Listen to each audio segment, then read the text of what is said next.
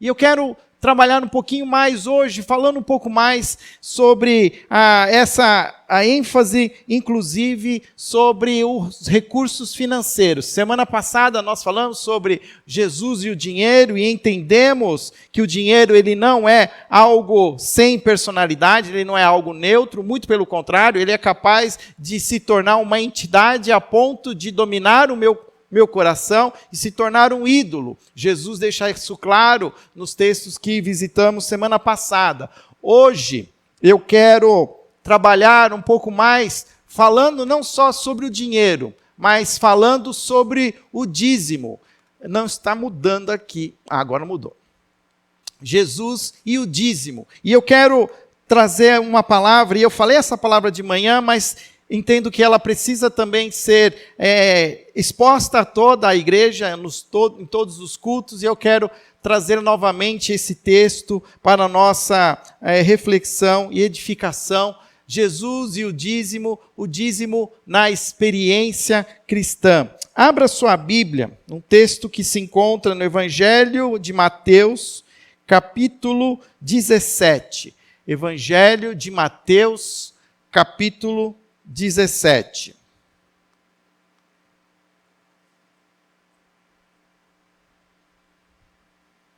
Jesus está falando sobre a lei de Moisés e ele então traz uma importante declaração a partir do verso 17. Mateus capítulo 5, verso 17. Diz assim: Não pensem que vim abolir a lei ou os profetas, não vim abolir, mas cumprir. Digo-lhes a verdade, enquanto existirem céus e terra, de forma alguma desaparecerá da lei a menor letra ou menor traço, até que tudo se cumpra. Todo aquele que desobedecer a um desses mandamentos, ainda que dos menores, e ensinar os outros a fazerem o mesmo, será chamado menor no reino dos céus. Mas todo aquele que praticar e ensinar estes mandamentos, será chamado grande no reino dos céus. Pois eu lhes digo que se a justiça de vocês não for muito superior à dos fariseus e mestres da lei, de modo nenhum entrarão no reino dos céus.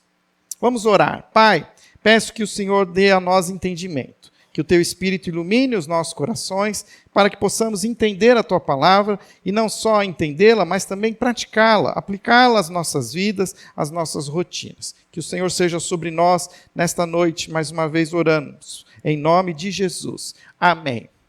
Eu quero dar ênfase a este final do versículo, que diz assim, versículo 20, pois eu lhes digo que se a justiça de vocês não for muito superior à dos fariseus e mestres da lei, de modo nenhum entrarão no reino dos céus. Guarda isso, aqui nós vamos resgatar daqui a pouco, nós vamos entender por que Jesus traz essa palavra, e por que ele está falando sobre a sua intenção de não abolir, de não anular a lei, mas de fato cumprir toda a lei. E quando a gente fala em lei, nós estamos falando praticamente da antiga aliança, da lei de Moisés, do Velho Testamento. Jesus ele está dizendo, olha, eu não vim desfazer aquilo que foi proposto no Velho Testamento, eu vim de fato cumprir, mas eu tenho alguns alertas, e ele fala, olha, uma coisa eu preciso dizer para vocês, que se a justiça de vocês não for muito superior à dos fariseus e mestres da lei, de modo nenhum entrarão no reino dos céus. Por que ele faz esse alerta? Só para você entender, quando ele aponta para os fariseus e os mestres da lei, ele está falando sobre uma parte da sociedade judaica, que era aquela parte da sociedade extremamente legalista. Aqueles que conheciam a lei e praticavam a lei, e, se possível, faziam tudo sem deixar nenhuma brecha. Eles eram exímios estudiosos e conheciam toda a lei e a praticavam. Mas Jesus está, de alguma maneira, criticando-os, porque eles faziam isso de uma maneira até mesmo mecânica, de uma maneira técnica, sem amor, ou até mesmo sem entendimento da essência para que serve a lei. Vamos fazer aqui então uma pausa e vamos voltar para o Velho Testamento. A primeira referência que nós vamos ter da palavra dízimo, e dízimo aparece no Velho Testamento 36 vezes. Não é muito, mas são 36 passagens na Bíblia em que se emprega a palavra dízimo. E a primeira vez que essa palavra ela surge no texto bíblico está em Gênesis capítulo 14, do verso 18 ao verso 24. É a primeira referência. E diz assim nesse texto: Então Melquisedeque, rei de Salém e sacerdote do Deus Altíssimo, trouxe pão e vinho e abençoou Abrão, dizendo: Bendito seja Abrão pelo Deus Altíssimo, Criador dos céus e da terra. E bendito seja o Deus Altíssimo que entregou os seus inimigos em suas mãos. E Abrão lhe deu o dízimo de tudo. Então, termina aí. Percebe que o texto fala sobre Abrão? E Abrão depois tem o seu nome mudado para Abraão. O texto, então, nos sugere que dízimo era algo praticado muito antes até mesmo da aliança de Deus com Abraão, a ponto de mudar o seu nome e prometer a ele ser o pai de uma grande nação. O dízimo, era uma prática estabelecida no mundo antigo, muito antes da própria lei de Moisés. Se você for estudar movimentos religiosos antigos, mesopotâmios, babilônicos e outros, todos haviam de alguma maneira a prática do dízimo. E lembrando que dízimo é uma expressão que significa a 10ª parte. O que Abrão faz então? Ele se encontra com Melquisedeque, que era rei dessa região de Salém, mas também era um sacerdote reconhecido como alguém que tinha acesso a Deus. E ele leva então ali o seu dízimo até Melquisedeque. E lembrando que na sociedade antiga, que não era ainda uma sociedade monetária, é uma sociedade muito baseada em recursos agrícolas e pecuários, quando fala nesse dízimo, era a 10ª parte da produção agrícola, era a 10ª parte do resultado da multiplicação dos rebanhos. E nós vemos então ali o dízimo sendo entregue para Melquisedeque. Nós vamos ver que o dízimo, então, ele vai ser incorporado à lei de Moisés no texto que se encontra em Levítico, capítulo 27. Em Levítico, capítulo 27, dos versos 30 a 32, nós temos ali a descrição de como deve ser a entrega dos dízimos. Todos os dízimos da terra, seja dos cereais, seja das frutas, pertencem ao Senhor, são consagrados ao Senhor. Se um homem desejar resgatar parte do seu dízimo, terá que acrescentar 1/5 ao seu valor, o dízimo dos seus rebanhos, um de cada 10 animais que passem debaixo da vara do pastor, será consagrado ao Senhor. Então, se a gente parar para pensar, muitas vezes o dízimo no Velho Testamento, ele ultrapassava os 10%, porque era 10% do resultado da lavoura do cereal. Mas se você tinha lá uma plantação de mangas, você tinha que dar 10% das mangas. Se você tinha outra plantação, de tudo quanto você tinha, 10% precisava ser entregue. Então, a proporção disso até era muito maior. Mas era assim que a lei exigia, inclusive do rebanho. A cada 10 animais, 1 é do Senhor. E assim foi na época de Moisés, e esse costume ele foi estabelecido, e nós chegamos no Novo Testamento. Aliás, deixa eu falar uma coisa aqui antes. 2 finalidades básicas tinha o dízimo, isso é importante. Quando Deus estabelece na lei de Moisés o dízimo, ele tinha 2 finalidades. A primeira finalidade nós vamos encontrar em Números, capítulo 18, onde nós vamos ver ali o texto falando que dos dízimos seria usado para o sustento dos sacerdotes. Era o sustento do sacerdócio. Quantas tribos tinha o reino de Israel, o povo de Israel? Eram 12 tribos. Quando eles chegam na terra prometida, são 12 tribos. E cada um delas recebe uma porção de terra na Canaã, com exceção de uma tribo. Lembra disso? Quem tá, né, conhece mais aí a Bíblia, já estudou bastante. Qual foi a tribo que não recebeu nenhuma porção de terra? A tribo de Levi, que nós conhecemos como os levitas. Muitos até já incorporam o significado de levitas como aqueles que fazem parte do culto, que são ali os responsáveis pelo tabernáculo, pela a organização e administração do culto judaico. E de fato, mas por quê? Porque Deus estabeleceu que uma dessas tribos, eles não iam trabalhar na terra, nem cuidar de animais, eles iam se dedicar integralmente ao serviço do templo. Então, como eles se sustentariam? Através dos dízimos. As outras 11 tribos, entregando a 10ª parte dos seus resultados, poderiam ajudar, então, a suprir, porque, bênção, eram muita gente, era uma tribo, era um clã. Mas todos eles tinham uma função de trabalhar em pró do culto. Então, o dízimo tinha essa finalidade, sustentar o sacerdócio dos levitas. Mas também tinha uma segunda finalidade. Deuteronômio, capítulo 14, deixa mais claro, quando ele fala no versículo 22, que o dízimo também deveria ser usado para o amparo aos necessitados, aos estrangeiros, aos órfãos, às viúvas, aquela parte da sociedade que, de alguma maneira, se torna vulneráveis, mais vulneráveis. O dízimo também precisava ser usado para suprir as necessidades dos estrangeiros, dos órfãos e das viúvas. Essas eram as duas finalidades básicas. E isso foi sendo praticado ao longo dos séculos, até chegar nos tempos de Jesus.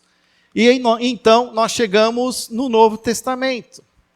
Curioso que no Novo Testamento a palavra dízimo aparece 3 vezes, exatamente nesses 3 textos, em Mateus, capítulo 23, Lucas 11 e Hebreus 7. Alguns já começam até a dizer, então, porque dízimo era uma coisa do Velho Testamento, no Novo Testamento não tem mais dízimo. Mas a gente precisa ser mais claro, não pode ser uma fala assim tão ampla, mas precisamos entender que Jesus vive dentro de uma cultura judaica, onde existem os ritos judaicos, e os dízimos eles eram praticados de acordo com a lei judaica. E Jesus, ele fala sobre o dízimo nesse texto de Mateus. E além disso, nós vamos olhar, quando você revisitar, se você está com a sua Bíblia aberta em Mateus e quiser ir até o capítulo 23, você vai perceber que Mateus 23 e Lucas 11, 42 é o mesmo texto. É um texto que Lucas e Marcos registram sobre uma crítica muito forte que Jesus faz, de novo, para os fariseus e os mestres da lei. Olha só o que está escrito lá em Mateus 23. Abra a sua Bíblia e acompanhe comigo. Ai de vocês, mestres da lei e fariseus hipócritas. Vocês dão o dízimo da hortelã, do endro, do cominho, mas têm negligenciado os preceitos mais importantes da lei, a justiça, a misericórdia, a fidelidade. Vocês devem praticar estas coisas sem omitir aquelas. E até eu vou ler o 24. Guias de cegos, vocês comem um mosquito e engolem um camelo. Jesus está irado com os fariseus. Porque ele está falando o seguinte, olha, vocês são tão meticulosos, que até das ervas, dos temperos, vocês dão o dízimo. Quando vocês plantam a hortelã, ela cresce lá e vocês vão lá e pegam a 10ª parte da hortelã. Porque o que Jesus está querendo dizer? Porque eles estão dando dízimo de todas as outras coisas, mas eles são tão ali, tão, vamos dizer assim, legalistas, vamos usar a palavra, que eles pegam tudo que for eles pegam. Então eles entregam do tempero, da hortelã, do cominho. Mas Jesus tem uma coisa contra eles. Mas olha, vocês não têm esse mesmo empenho com a prática da justiça. Vocês não têm esse mesmo empenho com a prática da misericórdia. Vocês não têm esse mesmo empenho na prática da fidelidade. Olha, até mesmo a fidelidade do coração. Isso faz muito sentido. Porque a gente vai ver que Jesus o tempo todo critica os fariseus por essa religiosidade mecânica, uma religiosidade que entende-se, não, vamos obedecer os mandamentos e o resto está tudo certo. Então, a única vez que Jesus fala sobre o dízimo, ele critica os fariseus e os mestres da lei por esse legalismo, mas ao mesmo tempo Jesus está validando o dízimo, porque ele está dizendo, olha, vocês estão entregando o dízimo. E Jesus, no contexto que ele está, ele entende que o dízimo é uma prática natural, que é necessária, mas ele critica ali a forma mecânica como isso é feito. E aí esse texto de Hebreus é um texto um pouco mais complexo. Porque, primeiro, para começar, a gente não sabe quem escreveu Hebreus. Hebreus, o autor, ele fala do evangelho a esse povo judeu, a esse povo de origem dos hebreus. E ele tenta sempre trazer referências do Velho Testamento para mostrar quem é Jesus. E exatamente no capítulo 7 de Hebreus, e eu vou também convidar você a abrir a sua Bíblia, em Hebreus capítulo 7, o autor, ele está falando do sacerdote Melquisedeque. Lembra lá que a gente viu Abrão dando dízimo, a primeira vez que aparece a palavra dízimo? Ele resgata essa história. Mas ele usa essa história para falar de Jesus. Ele vai dizer que Jesus é semelhante a Melquisedeque. Olha o que o texto diz, o versículo 1, do capítulo 7 de Hebreus. Esse Melquisedeque, rei de Salém e sacerdote do Deus Altíssimo, encontrou-se com Abraão quando este voltava depois de derrotar os reis e o abençoou. E Abraão lhe deu o dízimo de tudo. Em primeiro lugar, seu nome significa rei de justiça, depois rei de Salém, quer dizer rei de paz. E aí ele fala, esse Melquisedeque, que nós não sabemos quem era o seu pai, sua mãe, nem sua genealogia, nem, sem princípio de dias, sem fim de vida, não sabemos nem quando nasceu, nem quando morreu, feito semelhante ao Filho de Deus, ele permanece sacerdote para sempre. Considere a grandeza desse homem, até mesmo o patriarca Abraão lhe deu o dízimo dos despojos. A lei requer do sacerdote dentre os descendentes de Levi que receba o dízimo do povo, isto é, dos seus irmãos, embora estes sejam descendentes de Abraão. E aí ele continua falando. Aí vem o verso 8. No primeiro caso, quem recebe o dízimo são homens mortais. No outro caso, é aquele quem se declara que vive. Parece um pouco complicado o que ele está querendo dizer aqui. Mas eu encontrei um livro chamado Lições de Mordomia. O autor é um pastor batista, que foi professor na década de 90, da Faculdade Teológica Batista, Walter Karcher. Ele escreve um livreto, mas é muito bom. Até trouxe ele aqui de propósito. Se você pegar, você encontra ele na editora Betânia, mas você compra pela Amazon. Hoje, amanhã, ele está na sua casa. E ele fala sobre mordomia, ele fala sobre os dízimos no Antigo, no Novo Testamento, e ele explica essa passagem. E a explicação que ele dá, ele está dizendo o seguinte, que se Abraão deu o dízimo a Melquisedeque, que era um tipo de Cristo, um protótipo daquilo que seria Cristo, o sacerdote maior, os cristãos hoje devem dá-lo ainda àquele que é o sacerdote eternamente, segundo a ordem de Melquisedeque, porque Jesus também se declara como um sacerdote da ordem de Melquisedeque. Então, o que eu quero resumir aqui? Porque nós estamos falando sobre dízimo no Novo Testamento. Então, a gente chega lá em Hebreus, e o livro de Hebreus está falando assim, olha, que é legítimo o dízimo no tempo de Cristo, porque se dava o dízimo, até mesmo antes da lei, para o sacerdote, nós não vamos dar o dízimo hoje para Cristo, que é o nosso sacerdote? Entende? Então, assim, é uma coerência. Então, não existe alguma coisa assim que você possa dizer, alegar, olha, não existe o dízimo no Novo Testamento. Ele existe sim. E ele é uma prática que deve ser realizada por nós cristãos. Até de acordo com esse argumento. Se Abraão fez isso diante de Melquisedeque, nós não faremos isso diante de Cristo?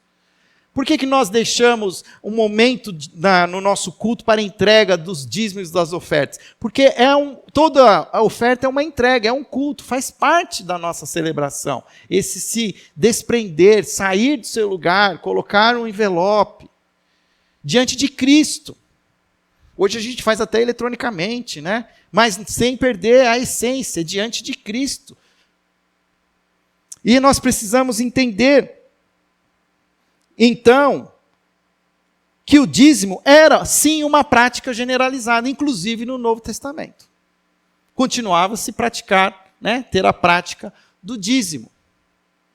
E, antes de voltar ali ao texto que nós começamos a nossa mensagem, Jesus, ele fala, então, que ele não veio revogar a lei.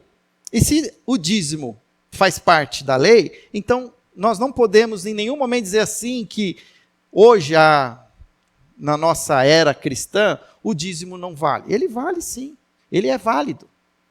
Mas a gente precisa entender essa recomendação e esse alerta de Jesus, quando ele diz que a nossa justiça deve ser superior à dos mestres e os fariseus, porque de modo nenhum entrarão no reino de Deus. O que Jesus está querendo falar com isso? Ele está querendo dizer de alguma maneira assim, olha só o seguinte, o dízimo ele continua como uma prática comum, mas cuidado, porque você pode estar caindo no mesmo erro dos próprios fariseus e mestres da lei. E eu queria aqui destacar uma coisa que Jesus, ele fala. De alguma maneira, Jesus ele está dando uma significação mais ampla para a lei. Ele liberta a lei do jugo farisaico, ele dá um novo vigor espiritual. Como é que eu sei isso? Porque, por exemplo, quando Jesus está pregando lá o Sermão do Monte, ele não fala assim, a lei diz, não matarás. Mas eu digo, se você já olhar para o seu irmão com ira, você já matou o seu irmão no seu coração. Percebe que ele amplia o conceito? Aí ele fala também assim, a lei também diz, não adulterarás. Mas se você já olhar com uma intenção, né, de cobiça para outra pessoa, você já adulterou no seu coração. Então, quando Jesus está falando sobre isso, nós precisamos entender que ele está falando sobre a lei. Que cuidado, porque a gente pode estar caindo no mesmo legalismo dos mestres da lei. Então, estamos cumprindo. Então, pastor, eu sou um dizimista. Se você fala para mim que você é dizimista, eu vou dizer, só isso? Só isso que você faz com os recursos? Você não amplia mais esse conceito? Que Jesus está nos forçando a pensar um pouco mais. Por que ele está falando isso? Como nas outras leis do Antigo Testamento, o dízimo recebe uma maior amplitude no princípio da mordomia da vida e da propriedade. Por isso mesmo, o que encontramos no Novo Testamento são exemplos de contribuição que vão além do dízimo. Por que no Novo Testamento não se fala tanto do dízimo? Porque entende-se que nós precisamos estar dispostos a sermos generosos além do dízimo. Qual é o primeiro exemplo que aparece nos evangelhos? A viúva pobre. Está todo mundo indo lá na frente entregar suas ofertas. Jesus está lá sentado lá no fundo, só olhando, só lá na... E aí que aparece uma viúva. E a viúva faz o quê? Ela entrega 10%? Ela entrega 100%. E Jesus exalta a atitude dessa mulher que entregou tudo. Tem uma outra situação em Lucas 19, que é a história de Zaqueu. Zaqueu é um publicano, um coletor de impostos. Quando ele tem o despertar espiritual, qual é a reação que ele tem? Hoje mesmo, vou entregar metade dos meus recursos aos pobres. Qual é o dízimo dele? 50%. E nós vamos para Atos capítulo 2, a gente vê uma igreja que está se formando, uma igreja em que eles diziam que eles tinham tudo em comum, ofereciam tudo que tinham, vendiam suas propriedades. Então, o que a gente vai enxergar é que o Novo Testamento extrapola o dízimo. O dízimo, ele vem do Velho Testamento, ele chega no Novo, mas no Novo, Jesus, ele traz um novo significado, ele amplia, ele liberta o dízimo daquela lei quadrada. Não, assim, é 10%. Porque sabe o que acontece? quando você explica para a pessoa o dízimo, ela entende. Só que aí vem a pergunta, geralmente a segunda pergunta. Mas o dízimo é do bruto ou é do líquido? Porque quando a pessoa faz essa pergunta, ela continua tentando obedecer de maneira mecânica e técnica. Tá bom, então eu quero fazer, mas olha, eu tô com... É do bruto ou é do líquido? Não sei, faz do seu coração. Arredonda para cima. Eu vejo, às vezes, né, vai dar o dízimo, tira 10%, põe até os centavos. Olha, isso não tem valor nenhum, viu, gente? Porque os fariseus, eles davam até o dízimo da hortelã.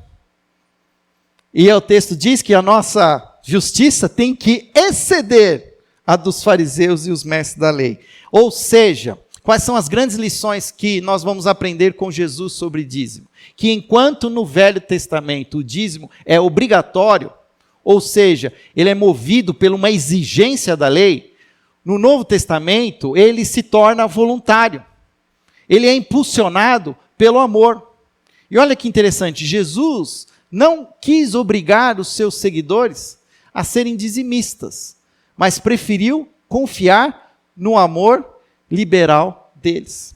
Porque Jesus podia cobrar 10%, mas ele entendeu assim, não, 10%, a gente está aqui para viver uma experiência de fé muito mais genuína.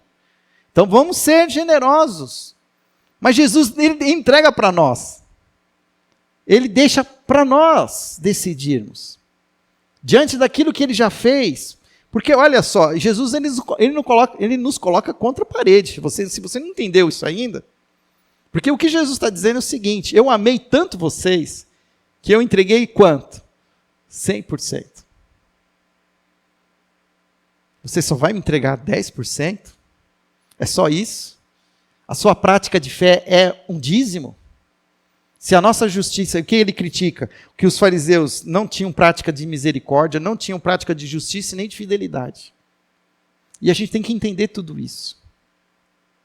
Que o Senhor quer de nós, que nós sejamos muito mais, excedamos muito mais do que os próprios mestres religiosos. A questão não é o quanto do meu dinheiro eu devo dar ao Senhor, mas quanto do dinheiro do Senhor eu devo guardar para mim. Se você pesquisar, você vai achar a história do fundador da empresa Colgate. Ele era um cristão genuíno. E ele colocou no seu coração que ele queria entregar para o Senhor 90% e ficar com 10%. E Deus honrou esse compromisso dele.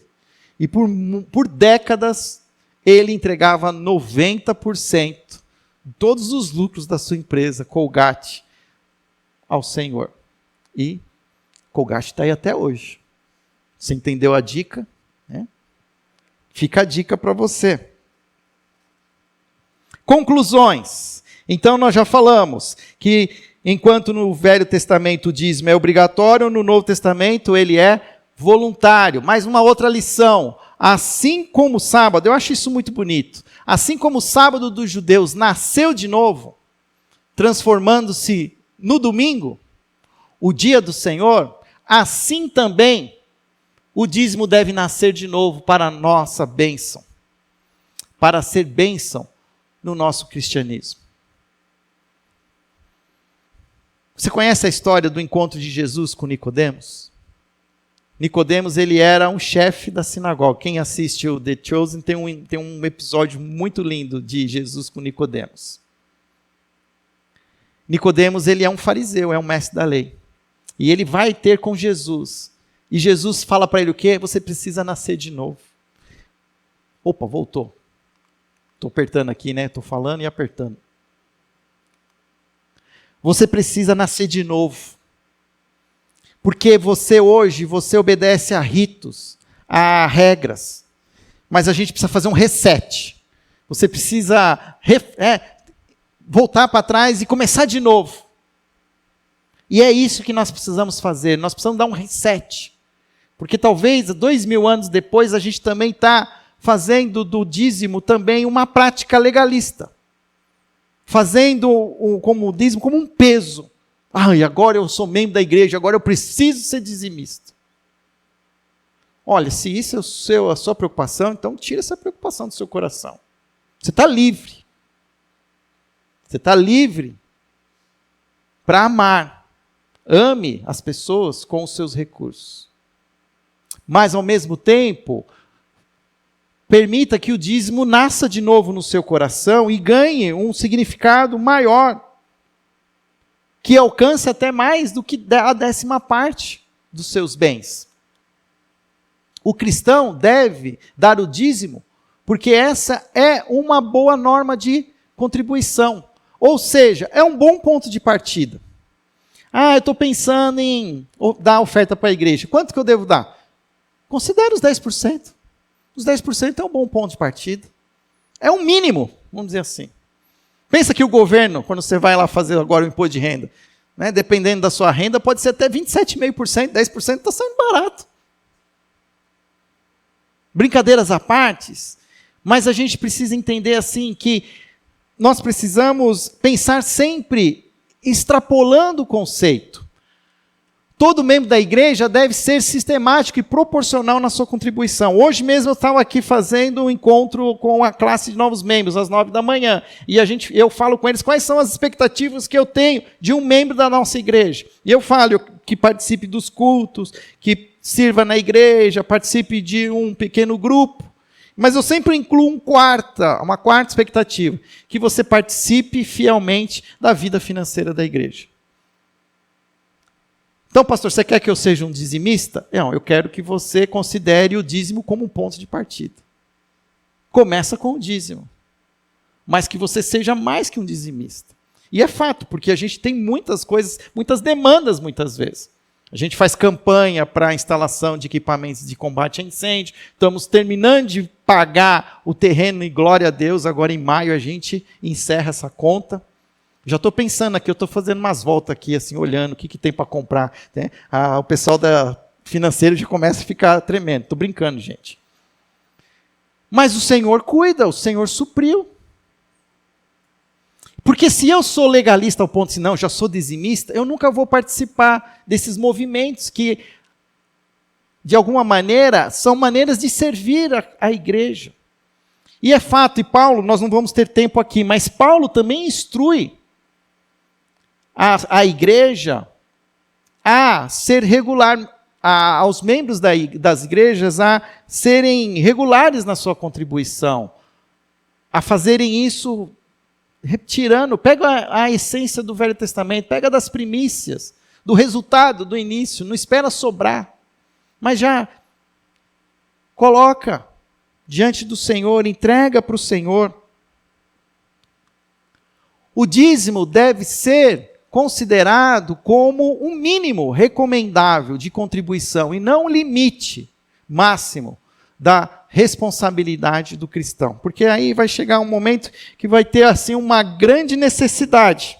Lembra que o dízimo, ele servia para sustentar os levitas, o serviço religioso, mas também para ajudar os desamparados. E aí você ajudou a igreja, a comunidade, está participando da vida, né, da vida financeira da igreja, mas aí surge uma calamidade. Fala, então, já dei meu dízimo, agora não tenho mais como ajudar. E não é assim que funciona. Então, nós precisamos estar entendendo que nós precisamos, muitas vezes, nos desprender de certos legalismos e estarmos prontos para sermos generosos. O que eu quero dizer é que o Novo Testamento, na verdade, ele não enfatiza o dízimo, ele enfatiza a generosidade. Se o Velho Testamento você estava bem obedecendo a lei, no Novo Testamento Jesus está dizendo o seguinte, se você não exceder a lei, você não vai entrar no reino dos céus. Não quero nem perguntar para Jesus o que significa isso, porque eu tenho medo. Mas o fato é que ele fala assim, olha, vocês precisam ser mais generosos. Vocês precisam ser mais generosos que isso. E é, de fato, na generosidade que você percebe a fidelidade, você percebe a justiça e a misericórdia. Enfim, visto que o cristianismo é superior ao judaísmo, deve produzir resultados superiores na vida dos seus adeptos. Para terminar, Paulo, em 2 Coríntios 9, 7, e esse é o versículo que nós escolhemos para estampar os nossos envelopes de ofertas. Paulo, ele diz assim: lembre-se, aquele que semeia pouco também colherá pouco, e aquele que semeia com fartura também colherá fartamente. Cada um dê conforme determinou em seu coração, não com pesar ou por obrigação, pois Deus ama quem dá com alegria. E Deus é poderoso para fazer que lhe seja acrescentada toda a graça, para que em todas as coisas, em todo o tempo, tendo tudo o que é necessário, vocês transbordem em toda boa obra. Ou a gente vive pela fé, inclusive na gestão dos recursos, ou o nosso cristianismo ele é menor que o próprio judaísmo. E Jesus, e Paulo, ele é claro, ele fala de semear com generosidade. Eu tenho umas tias que elas são irmãs da minha mãe, elas são todas de igreja pentecostal, então elas têm um dialeto bem pentecostal assim. Mas no fundo tem muita verdade no que elas falam. E elas falam assim: eu vou semear na sua vida. E ela semeia na sua vida. Olha, vou semear na sua vida. E geralmente é uma oferta, é um dinheiro, assim, e não quer dizer que ela está fazendo isso para mim, tá? Eu estou falando de uma maneira terceirizada. Mas elas estão o tempo todo semeando na vida dos outros. E elas estão sendo dizimistas, assim. Mas eu acho isso lindo. Porque é de uma generosidade extrema. Deixa eu contar um exemplo, porque eu falei de mordomia no meu pequeno grupo, e minha mãe contou um exemplo do meu irmão, que eu não sabia. O meu irmão que veio aqui o ano passado, meu pai estava contando que quando ele vem para visitar o meu pai, ele sempre compra pizza e não deixa meu pai pagar. E aí ele vai receber o motoboy, ele fala assim, meu pai dizendo, fala assim: seu irmão, ele pergunta o nome do motoboy. E ele fala com o motoboy, e não sei o quê. E aí ele ainda dá uma gorjeta generosa. E o meu pai falou assim: mas ele já está ganhando da pizzaria, porque a pizzaria já está cobrando. Mas ele dá uma oferta generosa. Aí a minha mãe, né, que ela é alinhada com as minhas tias, né, tá semeando, Ismael, tá semeando. Né? Mas sabe que isso é verdade? Sabe o que aconteceu? O meu irmão está com uma surdez de 30% num dos ouvidos. E ele precisava colocar o aparelho auditivo. E em algum momento, eu não sei como, alguém soube que ele precisava disso. E uma família se dispôs a pagar o tratamento, e hoje ele está usando um aparelho de audição de última geração. Ele semeou e ele colheu. E a gente precisa entender isso, que os recursos nunca foram nossos. Nós somos somente instrumentos. A gente nunca sabe quais são os movimentos que estão acontecendo, mas de alguma maneira o Senhor está nos usando para semear. E quem semeia com generosidade vai colher fartamente. E isso não é teologia da prosperidade. Porque a teologia da prosperidade, ela foca, olha, você tem que dar para isso aqui. E a gente precisa ser generoso.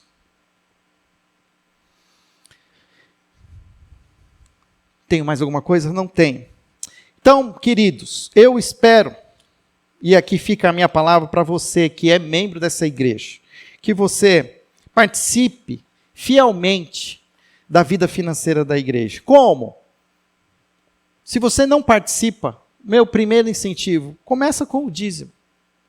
Mas, se você já é dizimista, então pense em semear mais, em olhar para necessidades. Eu vejo que quem procura acha, não é? O ditado não diz isso? Sempre temos necessidades, sempre tem o que fazer, sempre tem algo que pode ser suprido, que precisa ser adquirido, comprado, pago, instalado. A igreja tem muitas necessidades. Eu fiquei muito frustrado no começo do ano, no final do ano, porque a gente teve que fazer um orçamento e a gente adicionou um índice de correção de inflação. E assim, eu orando, Senhor, que eu não creio que a gente tem que ser assim. E o Senhor já está mostrando que isso não vai ser assim. Já tivemos 2 meses onde tivemos uma receita maior do que esperado. Mas eu quero também me comprometer de que, como igreja, nós queremos gerir esses recursos de maneira íntegra, honesta, zelosa. Se você tem algo que você não concorda, que você fale. A gente tem um conselho executivo, tem uma diretoria, um presidente, tem um vice-presidente, tem tesoureiro, tem secretário. Qualquer conta da igreja está disponível para ser aberta para quem queira entender e conhecer.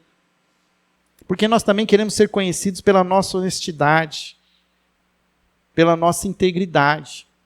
Algo que muitas vezes tem faltado a muitas igrejas. As igrejas hoje têm sido conhecidas pela uma gestão fraudulenta dos recursos. Aí a gente vê lá no Congresso a defesa da isenção de imposto para as igrejas, e a gente olha isso até com uma simpatia, mas olha, tem muita gente usando isso como subterfúgio para lavar dinheiro. E Jesus disse o seguinte: dai a César o que é de César. Dói no meu coração, mas eu faço questão de pagar o meu imposto de renda. E às vezes eu nem fico olhando muito para não ficar triste. Mas eu creio que como igreja a gente também tinha que pagar aquilo que é devido. Porque o combinado não sai caro. E no final é de Deus. Se o Estado está tirando da igreja algo que não deveria tirar, o Estado vai lidar com Deus. A gente não é os donos da justiça e da verdade. E eu tenho entendido que toda vez que a gente decide investir, o Senhor sustenta, o Senhor abençoa. É assim o terreno, é assim quando a gente decide acolher mais um missionário. Quando a gente estava na pandemia, a gente adicionou 50% de aumento para os missionários e estamos com esse aumento até hoje. Na verdade, já precisamos até rediscutir se isso não precisa ser olhado. Então, existe muito campo para a gente semear. E eu convido você a ser esse semeador aqui. Jesus também diz que a seara é grande, são poucos os trabalhadores. Rogai, pois, ao Pai da seara que envie os seus trabalhadores. Se você está chegando nessa igreja, guarde essas palavras no seu coração. Não exige de você nada, você não tem que nada. Mas se você já é um membro da igreja, eu desafio você a participar da vida financeira da igreja. Que você seja alguém que generosamente contribui. E eu gosto dessas 4 palavras, eu até escrevi aqui para não errar. Eu entendo que nós precisamos dar alegremente, generosamente, regularmente e prioritariamente. Prioritariamente porque a gente, assim que recebe o recurso, a gente já entrega para o Senhor a parte dele. Generosamente porque a gente pensa sempre que o dízimo é um ponto de partida apenas. Regularmente porque todo mês tem despesa, todo mês tem demanda. E alegremente, porque se você faz isso com peso no seu coração, então não precisa. Não precisa, porque Deus ama quem dá com alegria. Oremos. Senhor, obrigado pela Tua palavra. Obrigado, Pai, porque quando olhamos para aquilo que o Senhor tem para nossas vidas, nós só vemos graça, só vemos amor, só vemos generosidade.